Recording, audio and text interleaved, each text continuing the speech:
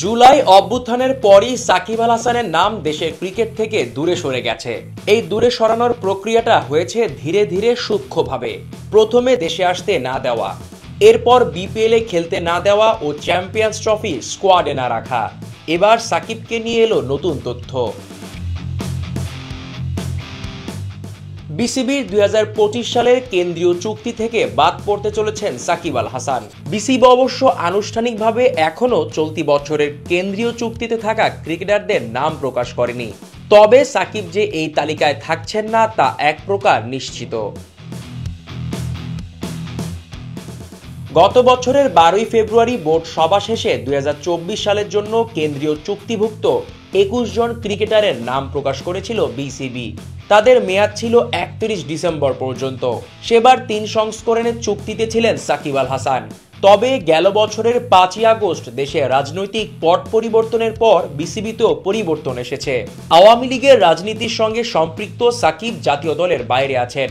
নিরাপত্তা ঝুঁকির কারণে তিনি দেশে এসে দক্ষিণ আফ্রিকার বিপক্ষে তার বিদায়ী মিরপুর টেস্ট খেলতে পারেননি। এমনকি এ মাসেই পাকিস্তান ও দুবাইয়ে হতে যাওয়া চ্যাম্পিয়ন্স ট্রফির দলেও রাখা হয়নি এই অলরাউন্ডারকে। জাতীয় দলের জার্সিতে সাকিবের খেলার সম্ভাবনা ক্ষীণ হওয়ায় স্বাভাবিকভাবেই কেন্দ্রীয় চুক্তি থেকে বাদ যাচ্ছেন সাকিব।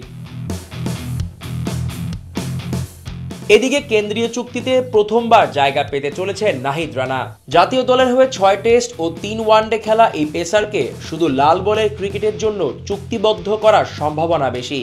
এছাড়া গত বছরে 3 সংস্করণে চুক্তিতে থাকলেও এবার এই তালিকা থেকে জায়গা হারাতে পারেন লিটন কুমার দাস, নাজমুল হোসেন শান্ত ও শরীফুল ইসলাম। এবারের বাংলাদেশ প্রিমিয়ার লিগে চিটাগং কিংসের হয়ে খেলার কথা থাকলেও শেষ পর্যন্ত খেলতে পারেননি সাকিব। উল্টো রাজনৈতিক প্রেক্ষাপটে ইতিমধ্যেই অনেকগুলো মামলায় অভিযুক্ত করা হয় তাকে। কয়েকদিন আগে সারের হয়ে কাউন্টি খেলতে ইংল্যান্ড গিয়েছিলেন সাকিব। সেখানে তার বোলিং অ্যাকশন নিয়ে অভিযোগ করেন আম্পায়াররা। এরপর দুবার বোলিং অ্যাকশনের পরীক্ষা দিলেও পাশ করতে পারেননি তিনি।